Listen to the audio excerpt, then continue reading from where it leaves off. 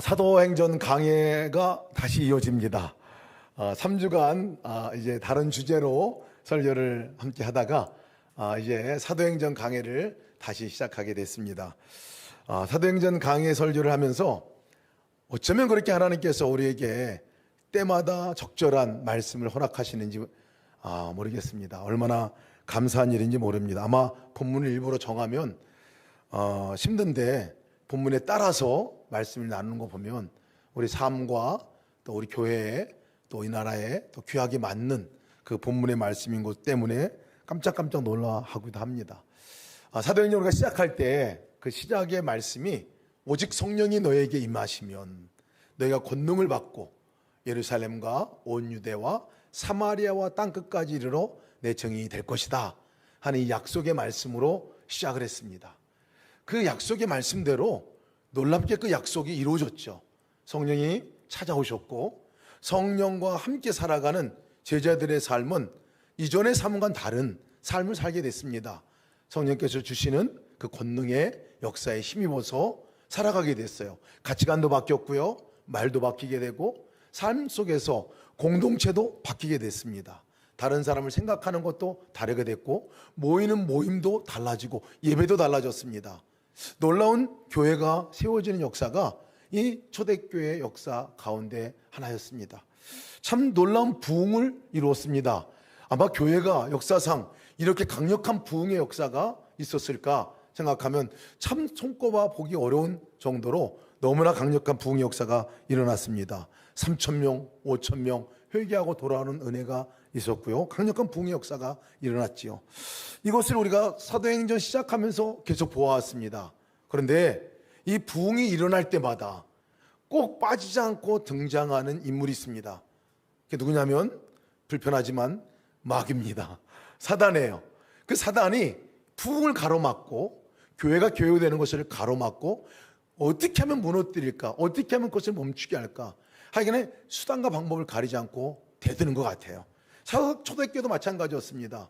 예수님의 이름으로 나가서 막 전하니까 그거 못하도록 붙들어다 놓고 신문하면서 너희 그거 하지 마라, 예수의 이름으로 말하지 마라 경고하고 내보내기도 하고 안 되니까 결국은 잡아 감옥에 가둬놓았습니다. 외적인 핍박이 엄청났습니다.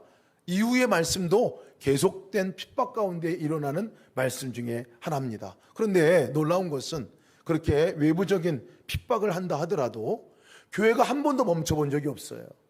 그 핍박으로 인해서 교회가 거기에 주저앉은 적도 없습니다. 항상 승리였어요. 사단이 그렇게 외부적인 압력뿐만 아니라 내적으로도 또 가치관을 바꾸는 역사를 하려고 시도를 했었습니다. 아나니와 삽비라를 통해서 그때 하나님의 것이다, 모든 것은 우리 것이 아니다, 하나님의 것이니 하나님의 것으로 우리가 드리자 하고 가지고 나와서 그것을 다른 사람들에게 나누는 일들이 시작이 됐거든요. 완전 주권의 변화였습니다. 하나님 것을 내 것이 아니라 하나님이 주신 은혜지, 우리는 은혜로 살아가는 사람들이야 하고 그렇게 시작한 공동체에 아나니와 삽비라를 통해서 아니야 이건 내 거야 하고 주장하는 사람이 나타났잖아요. 대단한 위협이었습니다. 그것도 대단한 이 사단의 무너뜨림의 전략 가운데 하나였죠. 근데 그것이 넘어지지 않았습니다. 그것이 넘어갔습니다. 그것을 이겨냈어요. 사단이 아무렇게 이렇게 저렇게 공격해도 넘어지지 않는 것이 교회입니다. 그리고 넘어지지 않는 것이 성도입니다. 바로 그것이 우리가 성령님과 함께 살아가는 권능의 역사인 것을 믿으시기 바랍니다. 교회가 더더욱 단단하게 세워졌어요. 핍박과 어려움이 생길 때 교회가 오히려 단단하게 세워지고 오히려 성경 오늘 말씀 보니까 이 시기에 제자들이 점점 불어났다 이렇게 얘기하고 있습니다. 성도들이 점점 불어났다 이렇게 얘기하지 않고 제자들이 점점 불어났다 얘기하고 있어요. 그 말은 인원이 증가한 것만 얘기하는 것이 아니라 그 공동체가, 교회 공동체가 성숙한 공동체로 바뀌어져 갔다 그런 얘기거든요. 말씀하신 대로 성령이 임한 사람들이 주님의 권능을 받고 이제 세상에 나가서 증인으로 살아가는, 제자로 살아가는 사람들이 더 많아졌다라는 얘기를 말하고 있어요. 세상에 영향력을 미치는 사람들이 더 많아져 갔다라고 얘기를 하고 있는 거예요. 마귀가 아무리 가로막고 우리를 주저앉히려고 하더라도요 막지 못합니다. 근데 오늘 이 성경 오늘 본문의 말씀 가운데 하나는 아주 치명적인 공격을 하나 합니다. 치명적인 시험이 이 성도들 안에 일어나게 됩니다. 끝없는 공격 가운데 하나죠. 이것이 일어나는데요, 역대적으로다가 언제든지 이것은 치명적이었습니다.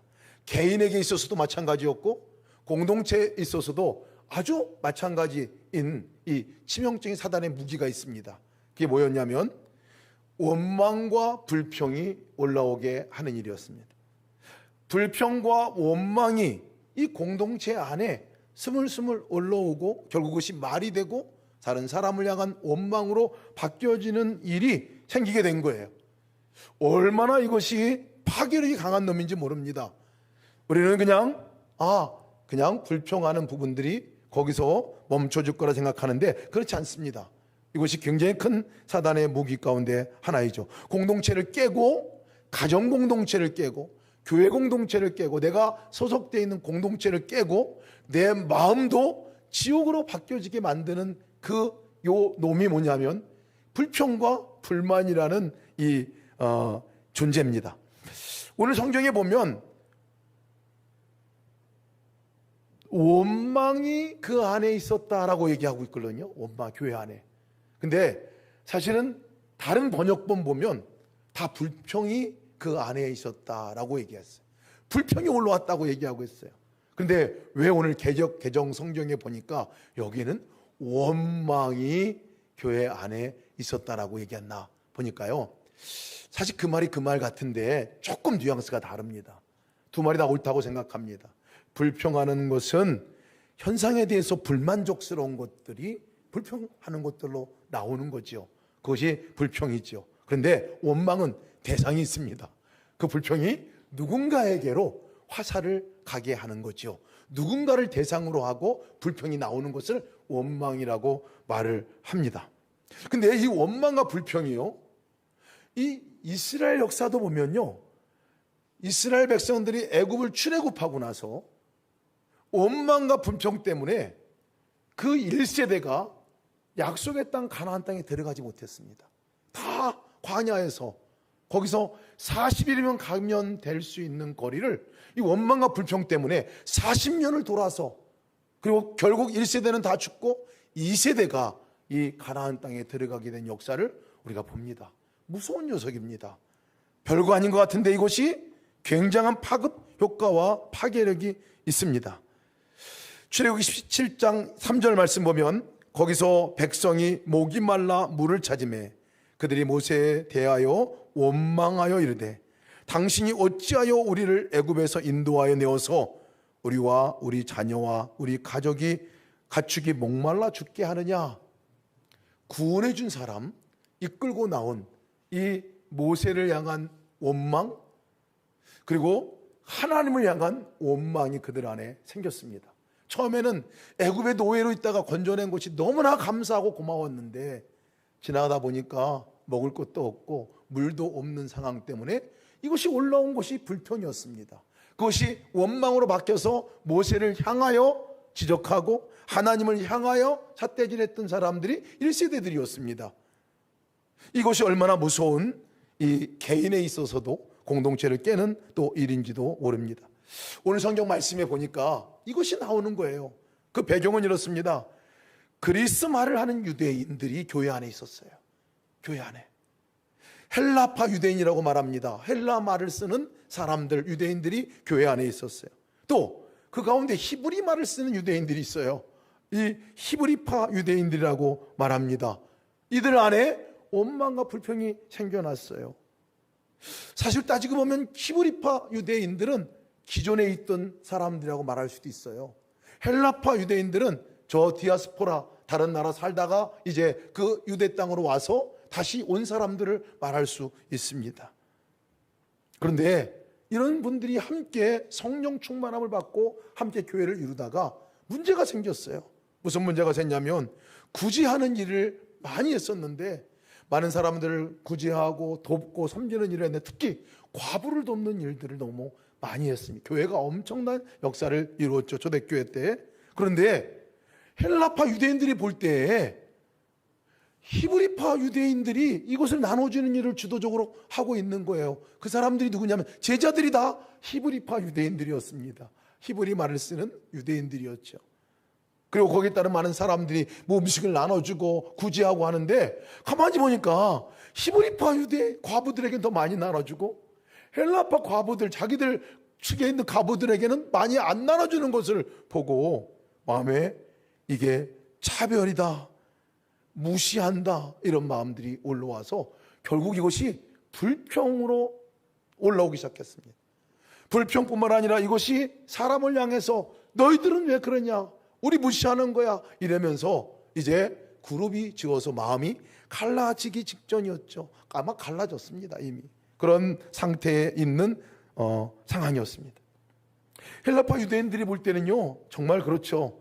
당시 국제적인 언어, 지금으로 하면 영어죠. 영어를 유창하게 할 수 있는 인터내셔널한 사람들이 헬라파 유대인들이었어요. 디아스포라 유대인들이었죠. 외국에 살다가 이제 돌아온 사람들이니까 얼마나 경영도 많고 얼마나 융통성도 많겠습니까? 그들이 볼 때 히브리파 유대인들을 보면 너무 융통성이 없는 사람으로, 너무 고지식하게 자기 것들만 챙기는 사람으로 아마 느껴졌을 것 같습니다. 히브리파 유대인들이 볼 때는 낯선 사람이 될 수도 있어요. 낯선 사람, 그렇게 친하지 않았던 사람과 같이. 그래서 어찌 보면 그냥 보이는 사람이 다 히브리파 과부들이었기 때문에 그렇게 음식을 나눠주는 일에 할 수도 있었을 거라 이렇게 여겨집니다. 그런데 이것이 불평의 삶이, 마음이 올라오기 시작하는데 이것이 원망으로 번져나기 시작했습니다. 파급 효과가 컸죠. 근데 이것이 교회만의 문제가 아닌 것을 알게 됩니다. 우리 삶 가운데 불평이, 원망이 올라오기 시작하면요, 그 순간부터 우리의 마음은 지옥이 됩니다. 우리의 마음은 괴로움이 됩니다. 우리의 마음의 평강은 사라지게 됩니다. 그것이 더 커 보입니다. 이상한 것은 그것은 생각할수록 불어납니다. 불평하는 것이, 원망하는 마음은 조그만 요만해졌다가 생각할수록 이만큼 커집니다. 실제보다 더 커지게 되는 것들을 보게 되지요. 거기다가 내 자존심을 건드리는 그런 상황이 되면 뒤집어집니다. 싸움으로까지 번지게 되는 것이 이 일이죠. 사실 보면요, 이 문제로 인해 가지고 많은 가정들이 갈라지고 많은 교회들이 갈라지는 일이 생기게 되었습니다. 절대로 큰 일 가지고 갈라지지 않더라고요. 큰 일 가지고 싸움이 일어나는 거 아니더라고요. 자그마한 불평이, 자그마한 불만이, 그리고 그것이 사람을 향할 때에 그 원망으로 바뀌어질 때에 마치 불에 기름을 붓듯이 번져나가게 되고 그 공동체를 깨는 것들을 많이 보았습니다. 제가 미국의 오클랜드 지역에 있는 세미나를 갔을 때 일입니다. 버클리 한인교회 다니고 계신 한 집사님이 함께 섬겨주셨는데, 이 집사님이, 목사님, 우리 교회는 이전에 엄청 큰 문제로 인해 가지고 갈라진 교회입니다 라고 또 다른 교회가 있다는 거예요. 갈라진 이유가 뭡니까? 라고 얘기했더니요, 교회 공동식사 하다가 갈라졌다는 거예요. 교회 공동식사 메뉴 정하다가 갈라졌다는 거예요. 뭐 어떤 메뉴냐 그랬더니 전임 여선교회 회장님이 말하는 메뉴와 후임 여선교회 회장님이 말하는 메뉴가 달라가지고 그것이 말다툼이 되고 결국은 그것이 교회가 갈라지게 원인이 됐다는 거예요.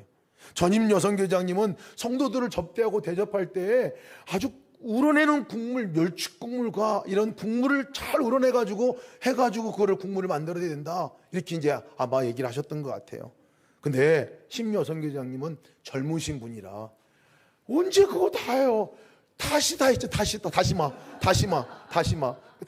아주 한 방이면 끝나는 건데, 그래서 너무 정성이 있다 없다, 너무 고리타분하다, 너무 비현실적이다, 뭐 이런 의견 차이로다가 싸움이 돼가지고 결국은 갈라졌다는 거예요.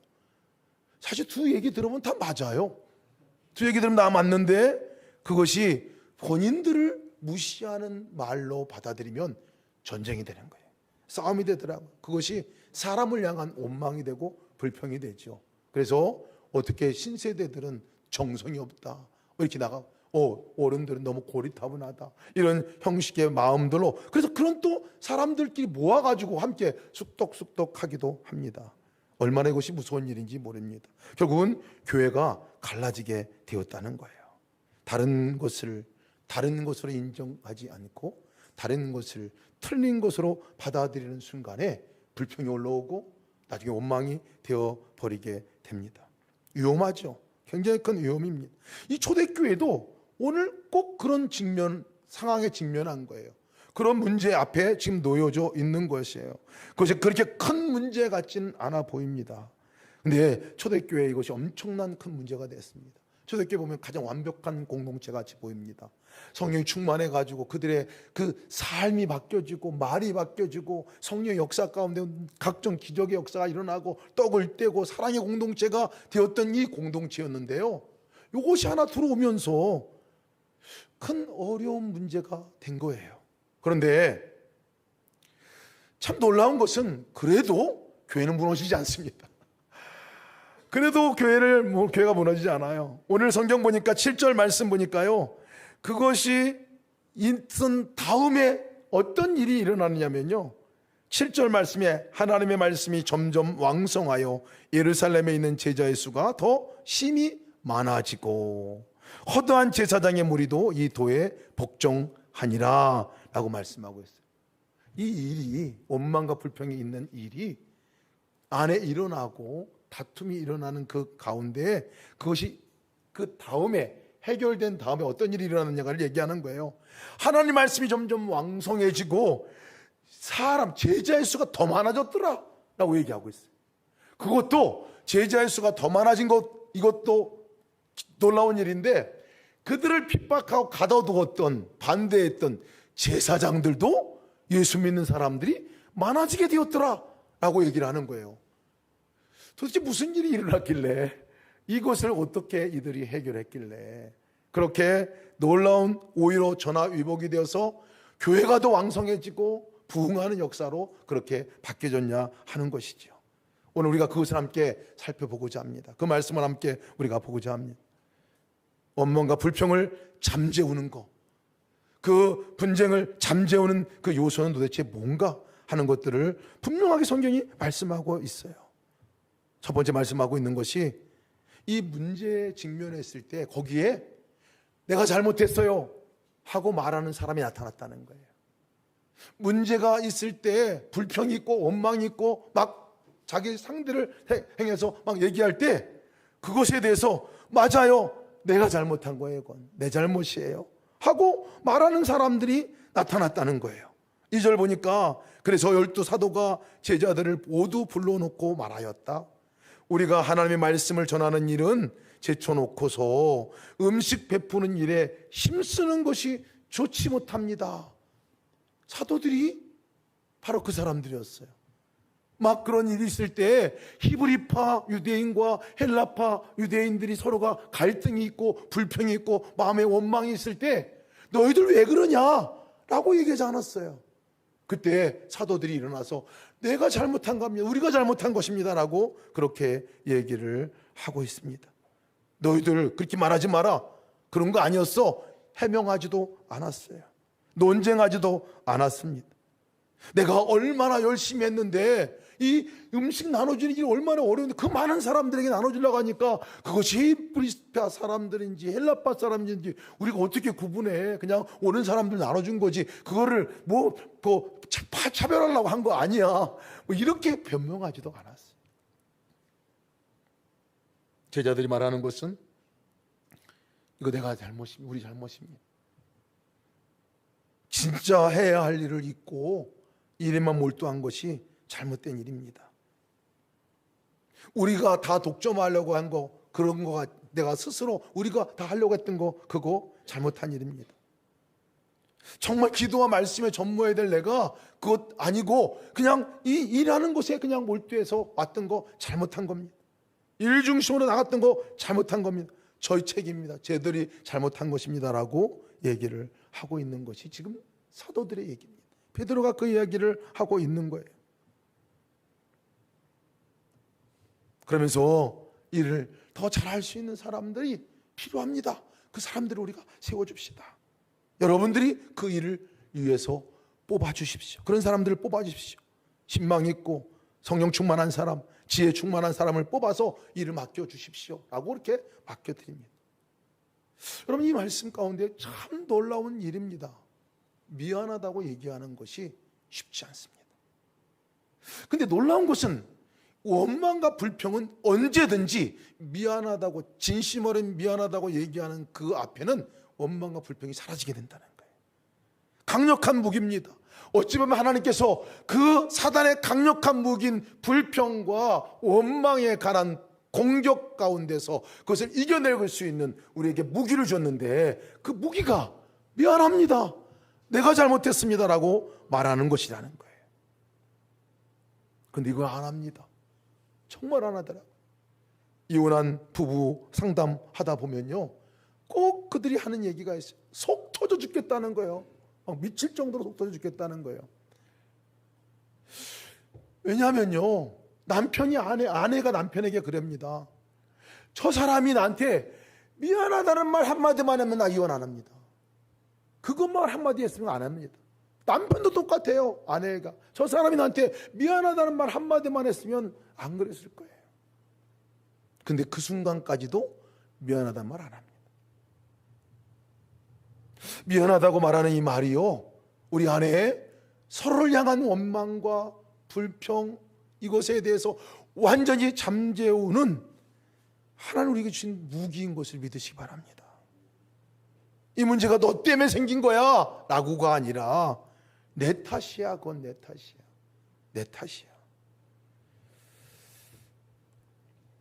이럴 때 여러분, 정말 우리 안에 그렇게 불일 듯 일어나는 원망과 불평이 잠잠해지고 사라지게 됩니다. 우리 안에만이 아니라 상대방의 마음 안에도 그것이 잠재워지게 된다는 거예요. 두 번째는요, 본질로 돌아가야 이 미안하다는 말도 나올 수 있는 거예요. 본질로 돌아가야 잘못했다 하는 말도 나올 수 있는 거예요. 본질이 무엇이었습니까? 사도들이 본질을 깨달은 거예요. 지금 내가 지금 우리가 못하고 있는 거지, 지금 일하는 데만 열심히 있었고, 진짜 본질은 이 일은 예수님이 자기들에게 맡겨주신 일이었거든요. 예수님이 사랑하라고 맡겨주신 일이었어요. 그들에게 나눠줘라, 사랑하라 하고 시작한 일이었어요. 예수님이 이 일을 하게 하신 거지, 예수님이 사랑하게 하신 거지, 우리는 예수님 대신해서 그 일을 하는 사람들이지. 이게 깨달아진 거예요. 이게 깨달아지는 거예요.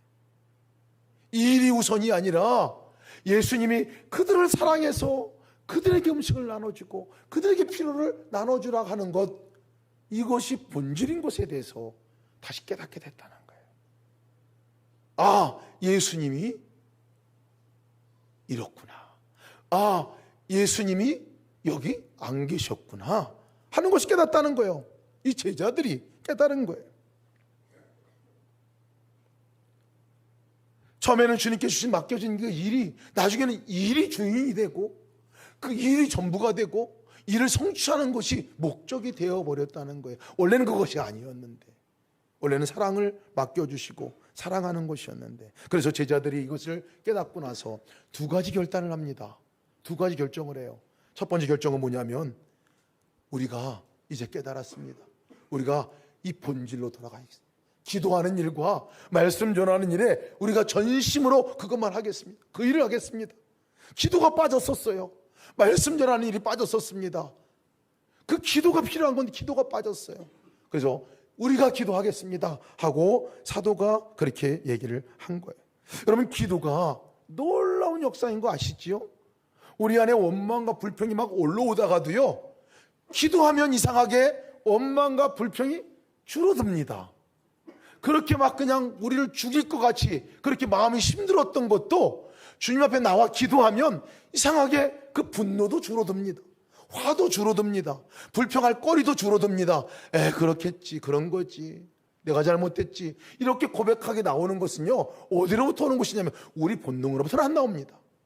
그러나 이상한 것이, 기도하게 되면 하나님께서, 내 안에 거하신 주님께서 내게 말씀하셔서 뭐가 문제인지, 내가 어떻게 대해야 할지 알려주신다는 거예요. 그러니 사도들이 이 불평과 원망으로 말미암아 어려움들이 있을 때 바로 깨달은 거예요. 역시 기도가 빠졌구나, 하나님 빠졌구나, 하나님 함께하는 게 빠졌구나 하는 것들을 바로 깨닫게 된 것입니다. 여러분의 가정 안에서 이 불평과 분노가 올라오게 되는 이때에 무엇을 우리가 해야 할까요? 기도해야 합니다. 기도해야 합니다. 그리고 본질을 잊지 말아야 합니다. 우리가 서로를 사랑할 존재이지요. 금방금방 잊어버려요. 제가 아이들을 키울 때 야단칠 때 보면 금방 본질을 잃어버리는 것을 제가 보게 됐어요.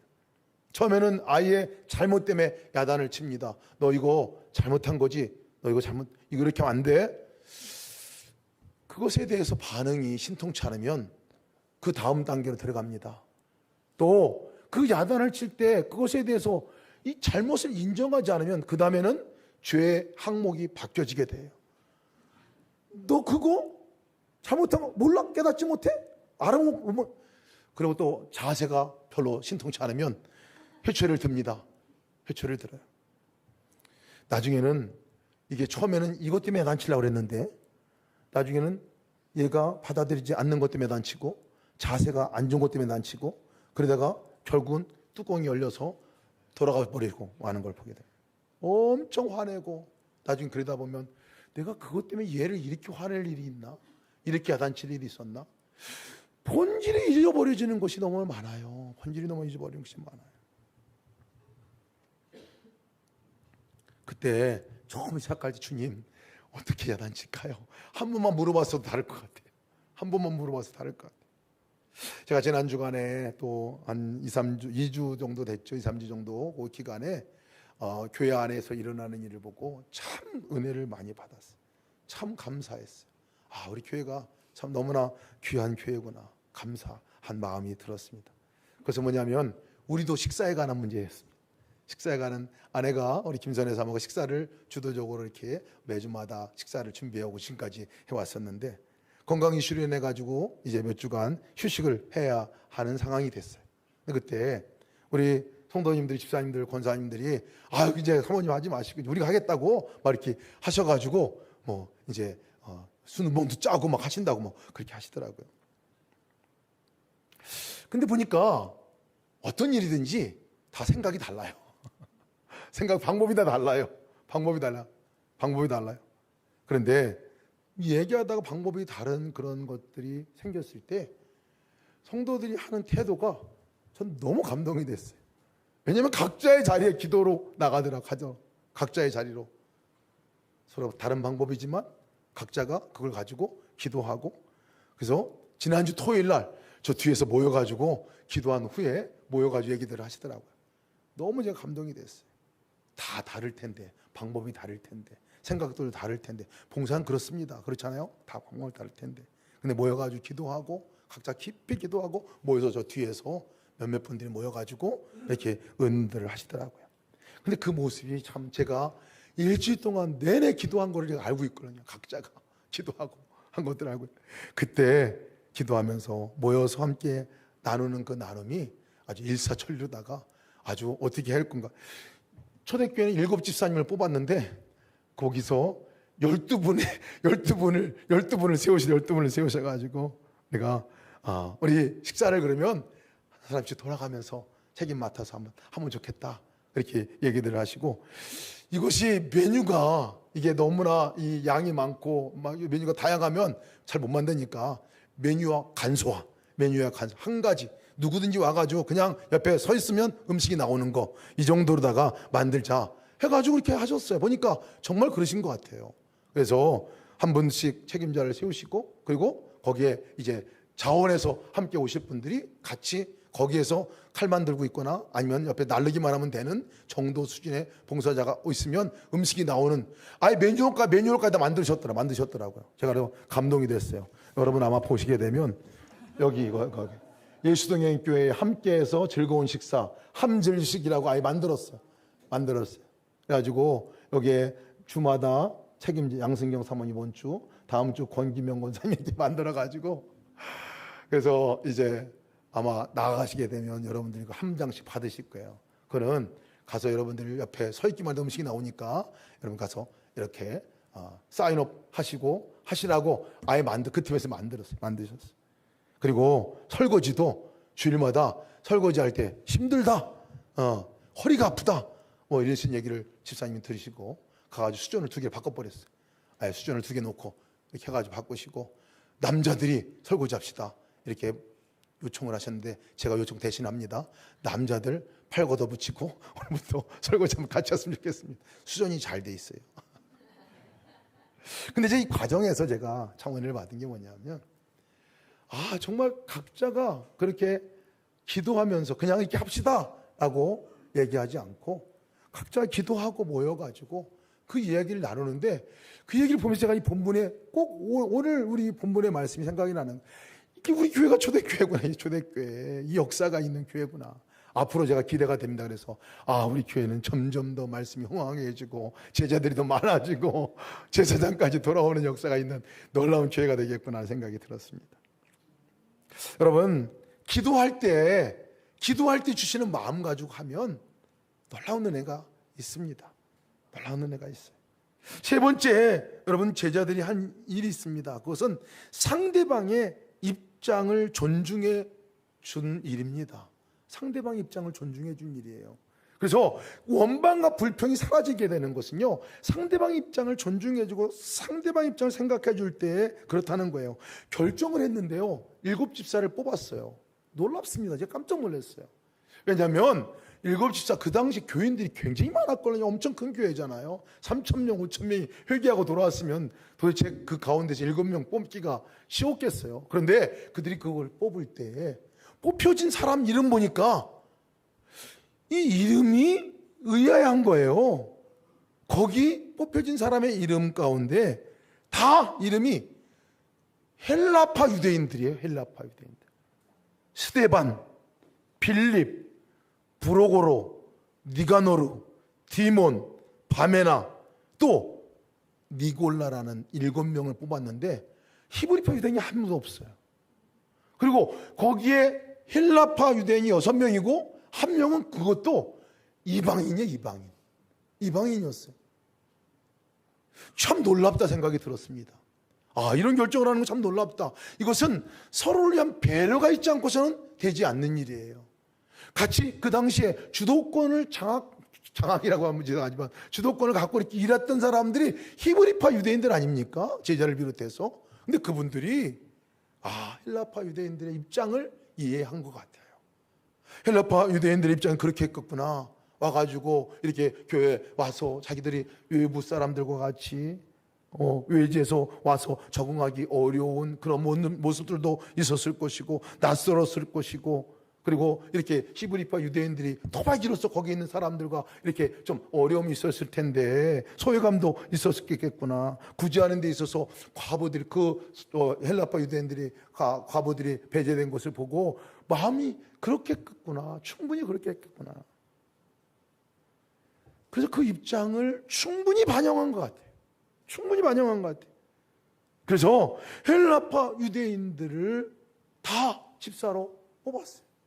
교회 리더십입니다. 지금의 집사를 말하는 건 아니에요. 그 당시 집사님은 거의 사실은 목회자와 성직자와 같은 그런 위치에서, 사도들과 비슷한 위치에서 그렇게 이끌어 가도록 하신 분들이거든요.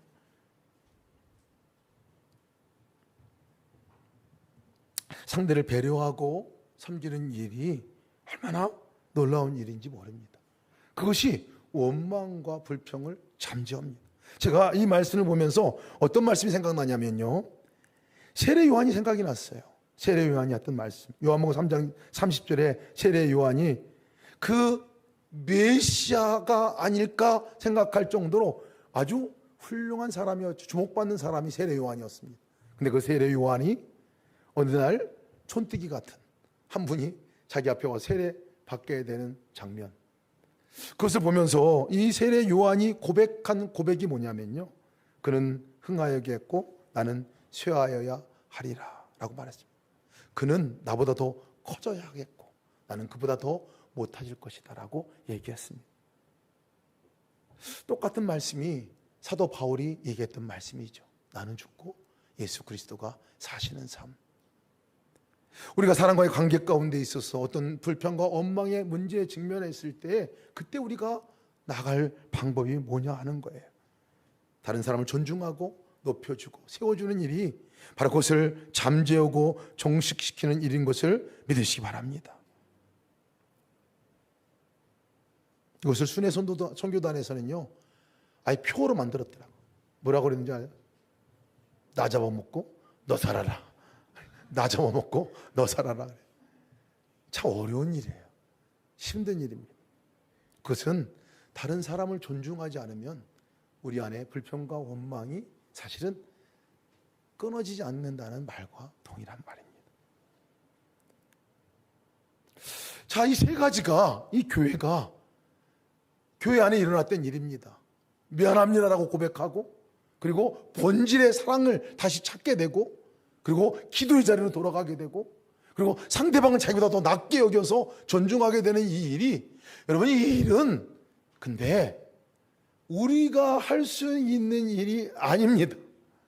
우리가 본능적인 반응으로서는 나갈 수 없는 일인 것을 압니다.